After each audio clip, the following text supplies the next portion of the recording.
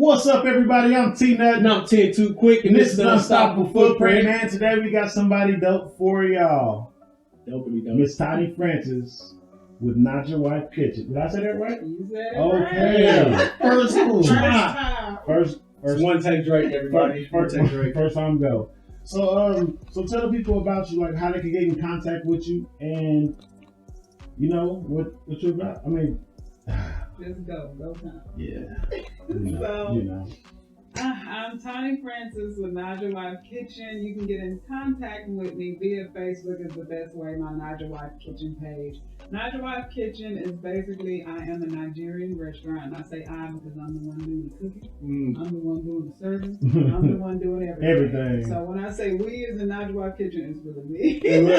So that's what I do, y'all. I'm also known as the Tooth Fairy for cosmetic laser teeth whitening. I've been doing that since 2016. I've been an instructor since 2019 with HD Pro Global Beauty and Spa Institute out of Dallas, Texas. I've certified 48 fairies since last year. So this is just what I do, enjoying Oklahoma, and yeah. Okay, so we're gonna hop right into a part of that. So the Naija Wife Kitchen, the coop, the restaurant. So what? Like you said, your husband's Nigerian. Yes. And so that's what got you into that. So what made you want to open a restaurant? So the restaurant thing, actually, it happened accidentally. Like, I didn't mean to be in a restaurant. So it started out as when I came back to Oklahoma, I noticed there was only one Nigerian restaurant. I was like, really? You know, in Dallas, they're everywhere. You know, culture's everywhere. So when I didn't feel like cooking, because mind you, I don't really cook American food in my house. For years and years, all I cook is Nigerian food, but it takes hours. So seriously, hours and hours, like the song say. But I didn't feel like cooking, so you know, I went to the one Nigerian restaurant. When I Googled, I was like, cool, you know what I'm saying? But it was literally one restaurant. I said, so how are my American people able to experience it if it's just one restaurant? And most likely they don't know about it. Right. Yeah. So what I began to do was I would post my food that I was cooking my family online, and everybody, like massive amount of people, would inbox me or respond saying, oh, you make fufu, I want to taste it, I want to taste it. So I was like, okay, well, let me do a pop-up shop. So I did a pop-up shop October 2021 at 2020, October 2020, for Nappy Roots Bookstore on the east side. I sold out in 2 hours, y'all. Just goat meat stew, plain goat meat stew. People tow it up, and that's like a basic, just the most basic thing that you can do. Yeah. You know, in the Nigerian culture, stew, rice and stew, that's just something that you make. It ain't quick. Well, to them it's quick, but it takes hours, but it's the most basic meal. I sold out in 2 hours. So I was like, wait a minute. Now I said, I might be on to something. Yes. Yeah. So people became more fascinated, and every time I would do an event, I would get invited to these pop-ups. I would dress in the native attire, which this is a gele. It's not a hat. It's actually an African head wrap I get from Nigeria. And I wear the traditional attire. So it would open up people to ask questions. So my thing is, I always want to bridge the gap between Africans and African Americans, because we're the same people separated by time. Yeah. So food is just a way for me to bridge our cultures, and then a year later, I'm in a restaurant. So that's that's dope. So that's a dope story. So as far as because you know I have ate some African food, but I'm not really versed in it a lot. So what is like some like the craziest dishes that people say they kind of, I don't think I try that, and they try it and have that other sense like, oh, it's pretty much all of it, but the main thing, which is my best seller, is the peanut butter soup. man, So I want some of that right now. it's literally like, and they're like, does it really have peanuts? Is it really peanut butter? I'm like, yeah, like it really is. But they're so caught off guard because of the seasonings in it. They're like, wait, but you can taste the peanuts, but it really don't taste it. They be so confused. People be shook when they taste that. Confused when you just said it, like peanut butter soup. I already know what that is. I'm like, I don't. I need to. That's my best seller. My menu changes every week, but I have to have that one every day, or people be mad. So you have like seasonal menus, like not seasonal, but like, okay, well, it's getting a little cold outside. This is because I seen a post like something about this is how you make you have like some type of chicken pepper soup. Oh, the pepper soup. It was pepper soup. Okay. So is that like something like it's like because it seemed like more when you was explaining like a natural remedy for sickness. Yes. Pepper soup. That's what we do in the Nigerian culture. The first thing when you get sick is we make a pot of pepper soup, and it has antioxidant. It's an antioxidant naturally. So even when women give birth, when we have our babies, that's what they feed us afterwards to cleanse our body. Okay. So it's not only seasonal. They do eat it regularly just to enjoy it because it's good.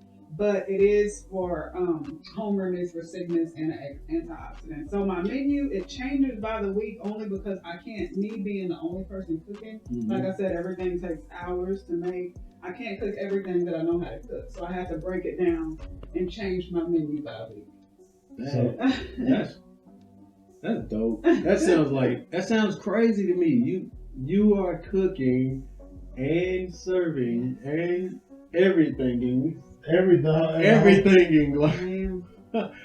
Oh my gosh, that's crazy. That's definitely dope though. Like, thank you. It's not easy, y'all. Look, that's definitely dope. So do you see yourself branching out like as far as like like you said you came here like versus you said Dallas, Yeah. whereas a million Nigerian restaurants you came here is like one or so. Yeah, so are you gonna like seek into those spots to like different states and stuff like that, or are you just trying to just like? Well, right now, long-term goals, I want to take Oklahoma. That's what I came back to do. Yeah. I've been gone since '99. I'm originally from here, but I just came back last year in my mid-30s. But that's big though, because like you said, it's all you have to do. Like people seen your posts and seen those commercials and was like, man, just like the commercials that come on during the Super Bowl or whatever else is going on. This just like you scroll down, like, oh my gosh, what is that? Yeah, I need that. But that's scroll down. Oh my god. Yeah, because that's what it was. People seen that, and then people are you're making a bunch of believers. Yeah, you got your food got a wow factor to it, to where it's like you don't have to say stop scrolling when people be scrolling and you see an ad. Stop scrolling. Like no, I'm still scrolling. That's a different type of wow factor. You don't have to say nothing. This is what I made. Oh, wait, what is that? And that's bringing in more people to see you, and that's putting more eyes on what white people, black people, whatever, don't know about. Because I've never heard of peanut butter soup, and I'm not even playing it. I can't wait. I can't wait. So, what's the craziest dish? Like someone ever came to you with like ideas and wanting you to put something but put your style on it? Yes, they have, and I'm like, no. Because one thing about me, y'all, I don't be lying. No. I'm not no chef. I am not. I tell people the minute they get to ask me stuff, I say, look, I'm not a professionally trained chef. I'm not trying to be. I'm not gonna lie to y'all and act like I am. Yeah. I'm a wife who had to learn how to feed her husband because the man don't eat American food like that, and that's typical for most African men, especially when they come over, later in life. Yeah. They prefer their native food. So I had to learn how to cook. So as far as me cooking stuff and putting a spin on it, if it's not me just experimenting, I'm not gonna accept that assignment. No. I don't want to mess it up. Like I'll be real. Like people ask me, do I make other African dishes? I tell them no, and I'm not trying to. I'm saying that this is my lane. Stay in your lane. And that's what it is. This is what I do. This is what I know how to do. I'm not going to damper down my quality trying to do something else. No, this is what I'm great at. And it's what I know. I know the culture. I know the flavor profile. So I'm not going to try to venture out into Ghanaian food because I don't have any ties with Ghana. I don't know how it's supposed to taste. How are you going to cook somebody else's food you don't know how it's really supposed to taste? You know what I'm saying? I mean, who's going to be the person to sit there and verify and say, oh, this is exactly how it's supposed to taste? You did a great job. Somebody who don't know. Because it's going to be a bunch of opinions from them. Yeah. But something else with the food aspect. So do you do catering and stuff like that? kind of, sort of, and when I say kind of, sort of, like I said, I'm not professionally trained, so the presentation, like going in and setting up a beautiful presentation, you ain't gonna get that. Oh, I was just talking about the food. Just as far as the food, like I do, if people have parties or want it in big quantities, yes, I do cook it. I cook the half pan order, and they come pick it up for me. Yeah, so yeah, if you want some Nigerian food for your event, I won't be there to serve it, but you can definitely order it and come get it. Yeah, so yeah. Pick up. Yes, pick up. Pick up. I mean, people pick up everything else, why not? Right, exactly. I mean, you gonna spend an arm and a leg, or spend an arm and a leg with somebody to deliver something. I mean, you gonna spend both legs for that delivery. Yeah. You're gonna spend both legs. We're gonna show you the reason why we make cars. But okay, restaurant, not restaurant anymore. Okay, dive into the tooth fairy. Yes. What got you into that? Oh, that's a long story too. So back in 2015 is when I was diagnosed with several spinal conditions. September 2015, I had my first spinal surgery out of 3 major spinal surgeries and several hundred procedures that they had to put me to sleep. I wasn't able to work anymore. My corporate job I've been on for 8 years. You know, I was high up in the ladder. I was, supervisor, making all this good money in my 20s. Like, this is what I did. So after my first surgery, the damage was so much with my spine, I couldn't go back. I had to have too many follow-up appointments, and I can't sit for a long time because I have permanent nerve damage. So there's no way I can sit in front of a desk for 8 hours. Right. No way. So I needed to learn something. So in Dallas, it's very common. Laser teeth whitening is very common. Back when I learned it, I was one of the first of civilians learning it. It's cosmetic, it's not dentistry, it's cosmetic. So I was like, okay, my friend she's a makeup artist, a cosmetologist, and she was going in with a spot. She was getting a spot to open a spot. She was like, well, Tahnee, you should go and do this with me. And I'm like, what am I going to do? I don't do makeup. I don't do hair. What am I going to do? You should do this, laser teeth whitening. And I was like, okay. So I got trained for it, and we opened a spa together in Dallas, and we had that for a few years until my health got worse. And I had to sell my portion, but I kept taking individual clients afterwards. Mm-hmm. And then in 2019 is when I signed up with the Institute to become an instructor because I've been doing it for so long. So basically my injury, my spinal cord condition is what thrust me into entrepreneurship. Yeah, you never brought you into another bag. Yeah, I mean, pretty much. I mean, that's dope because I mean, like you said, it's crazy that's in Dallas, Virginia area. Because I don't know. I mean, who whites teeth other than the dentist? Right, exactly. And people don't know People don't know that. But then people always people just go to the dentist just to get their teeth whitened. Yeah. And paying triple. Paying triple. Worried about this. I mean, all they gonna do is scrape on your teeth a little bit. Not even that. That's the laser whitening, right? The laser whitening. Not even that. They're gonna use the LED light. That's exactly the same stuff. And just I mean, you just pay pretty much to walk into that office. I'll be a horrible dentist. I'll just sit there whitening your teeth and whisper, "You could just brush these." That's it. like this bill. You could just brush them. That's real. That's real. So you said you trained. Did you say 44 or was I? 48. 48. I'm trying 48. You're missing 4. Man, I gotta get those back to you. See? But that's dope because you're not only showing people another route how to do stuff. You're training people, putting people on. Yes. That way they can do better. I mean, make more money for their family and not be so tied into other schedules or corporate schedules or however it might fall through. And just giving entrepreneurs a hand up. I mean, and people consider that training your competition is like, look, it's we say it's on a lot of shows. It's a whole lot of money to be made. So people who have that idea, like, oh no, somebody else is doing the same thing I'm doing. Yeah. So. Yeah, it's a whole lot of people. It's a whole lot more money. I mean, this thing, people don't understand. People was creating the same stuff people are creating now 100 years ago, just in a different way. That's right. And I mean, the human brain, just because you have this thought to come up, you're not the first person to have that. Look at Google. You're going to Google it, and it's going to finish your sentence because you ain't the first person to thought about it. It's just different. It's just another variation. Yeah. Pretty much. And that's all people are doing, making re-variations of everything. And it's working. It's working, that's right. So I have a question. You cool. Will you have anything coming up in the near future, in the near first 3 months, first 6 months of the year? Or as in? Like anything event-wise that you want anybody to know about? Oh, okay.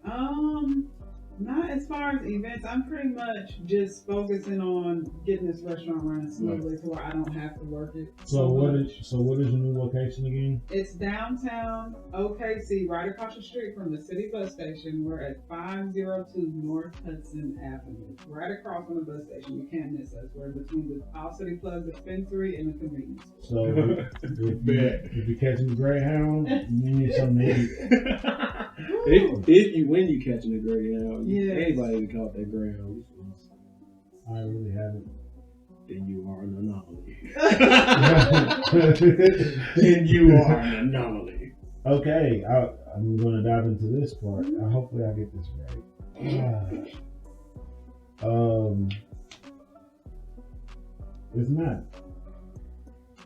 It's not disability, man. Chronic pain. What? Yes. So, so where did that came from? Where did that come from? Like, explain to. I mean, I understand where it came from. It came from an injury. I mean, the life happens. So what made you turn it into? People like to stay in negative. What made you turn it into a positive? Oh, that's a good question. So, basically, when I got diagnosed, by the way, I was not in an accident of any kind. This is hereditary. It just literally happened out of nowhere. It runs in my family, but it hit me early. So, going from being this, author on the rise in Dallas, I was very well known, corporate woman, to not being able to do anything. It brought me to a place of depression. I really, isolated myself for years, for like 3 or 4 years. I didn't do anything. I just stayed in the house because I was embarrassed to use a walker. At that time, I wasn't even using a cane. I was using a walker. I had to learn how to walk again. Having to move back with my parents, because I couldn't support myself. That really hurt my pride as a person. I didn't know how to cope. Yeah. So I was like, was it 2019? I said, you know what? I'm going to take my life back. Yeah. So I'm not going to sit here and die. Straight up. Like a spiritual death. You know what I'm saying? Yeah. I mean, you walk around. You walk around. I mean, Yes, what I was. And I said, I'm going to take my life back. I said, this is about to serve me. So I said, let me get in front of the camera and do something to make me feel like a woman again. I didn't feel beautiful anymore. I didn't feel like myself. Like the outgoing Tahnee that y'all see now. Yeah. I said, let me get in front of the camera and start taking pictures. And I started taking pictures and posting on Instagram, and they blew up. So I found out that there was a whole disabled community called the Spoonie community on Instagram, like young people, old people, all these people with disabilities and chronic illnesses like mine. And I became very popular in that community, and even so much to where pageant directors were seeking me out to do pageants because of that. That's a whole nother lane. So I was like, "Sure, this is about to serve me. Yeah. I'm going to represent that you can still be sexy and disabled. We're still people." And see, I think that's the thing people get away from until it touches home and them actually. I mean, everybody has somebody disabled in their family, but people feel like just because it's not them, just because it's not directly them, that they have the right to, judge people who are disabled, which brings people, like you said, when you first became disabled, you had to use a walker or a cane or whatever. It brings people to the point of you're like discouraged to use the basic stuff that they give you just to help you get around that you need. And it's like that's like somebody saying. Like, oh, everybody uses a car, but the reason they made a car is because they don't want people walking around. You get places faster. So it's an asset, which is pretty much anything that's used to help a person disabled. If they give you something, that's an asset. It's not. You shouldn't feel discouraged about that. And people and people are heavy on people, and it's not everybody has disabilities. Yeah. It's just if you're willing to admit them or deal with it, because I mean everybody's dealing with something. Everybody's dealing with something. Everybody don't all the way check their genetics and what happens in their family. People just all people just know if people die and that's it. Now it's my turn. Yeah, to do. It's my turn to try to make it. Yeah.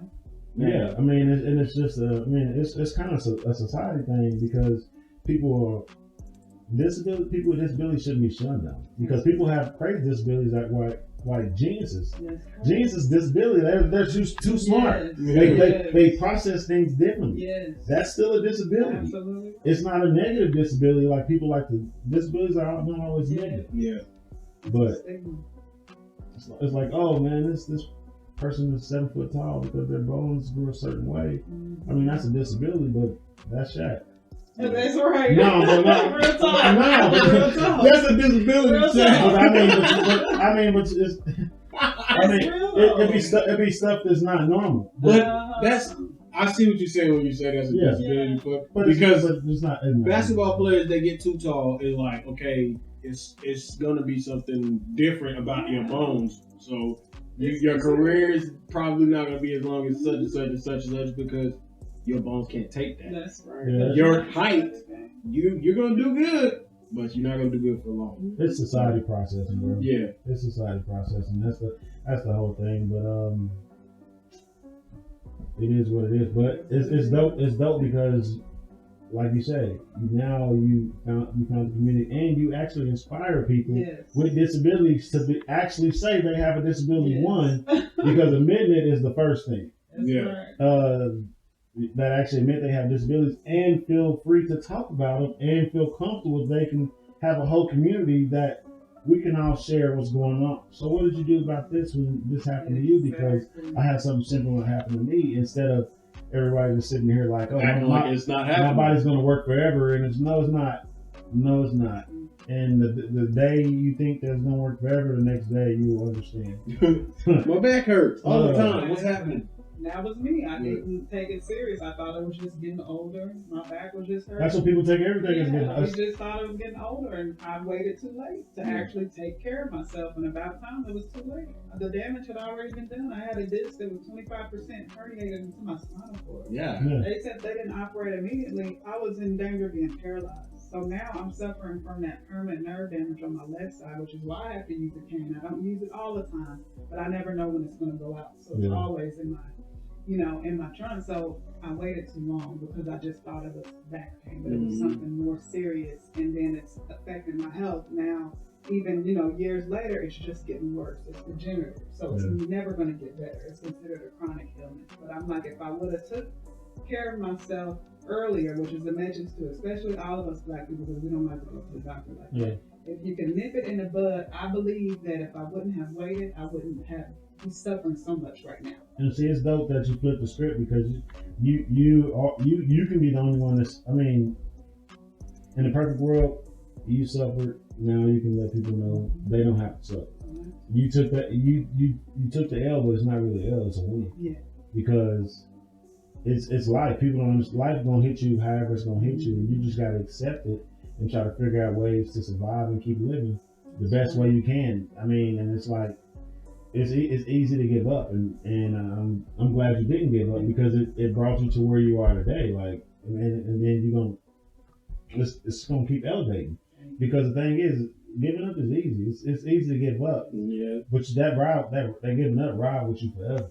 Yes. You're gonna be sitting there shoulda, coulda, woulda. No. Both sides ride with you forever. You give up. Okay, now live your life knowing you gave up the whole time. Yeah. Or don't give up and see where that goes. That's going to ride with you too. So it's just one. It's easier, like you said.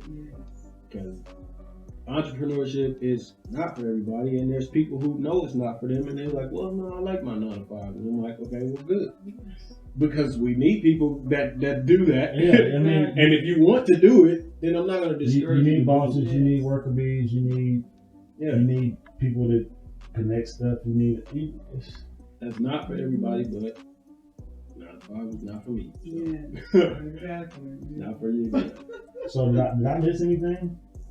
As far as you're concerned, you're okay. I think we covered You ran through the. Hey, you might have had a bulletin board behind the TV or something. I don't know.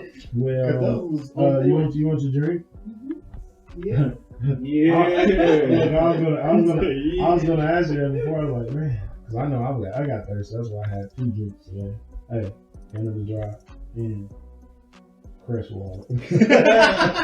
Crest water. Oklahoma. I missed Crest when I was in Dallas. We had no Crest in Dallas. It's like, oh, Crest. And Homeland. See, when people start talking about them other stores, like, you go to Kroger's and stuff. Like, what is that? I knew you was going to say that, bro. I don't know. I don't know. Look, now I think about it, I was like, we went to Kroger all the time at home. But here, I don't think they got one. I don't know. I just know people who say I'm like Kroger. Like, I got Crest, and I went to Walmart depending on location. Right. But I'm a Crest advocate. Crest up. Nah, I'm just. Well, y'all know what time it is. At this point of the show, we ask all the guests that come onto the show that they render a freestyle to the Footprint community. Freestyle to the community coming right up. Yeah. We got Miss Tahnee Francis in the building with Naija White Kitchen. Yeah. Okay. So they really got me on the beat now. It's been how many years? Alright. Let's go. Lottie, we like somebody, got the drink, got the flow. If you wanna meet somebody, hey, we too live with it. We gon' drive with it. Lean back, throw it back, just vibe with it. Not your wife in the kitchen getting fly with it. Whipping up you like if she just vibe. Hey! I like that. That's what I'm talking about. Yeah, that was dope. Hey. Okay. That's a new single coming soon. I'm just playing, but I'm for real though. I can't believe y'all got me to do that. But you did good though. Oh, like confession. Look. In Dallas, I was a rapper in 2006. Look. Capitol Records were looking at us. Boots' manager wanted me on a beat with me. So I ain't new to this. I'm true to this. I've been retired for a long time. See, that's what she said. Got me to do this. Man, Miss Tahnee Francis with Naija White Kitchen came out and showed out. Man, it's all. I didn't expect none of that. And she was like, I'm about to go in on this one. And you definitely did. Man. Well, we would like to thank you for coming out to the show, to the Footprint. We want to thank y'all for coming out and watching. And y'all know how we say, shine a light, build a legacy, leave a footprint. We'll see y'all next week. We out. Peace.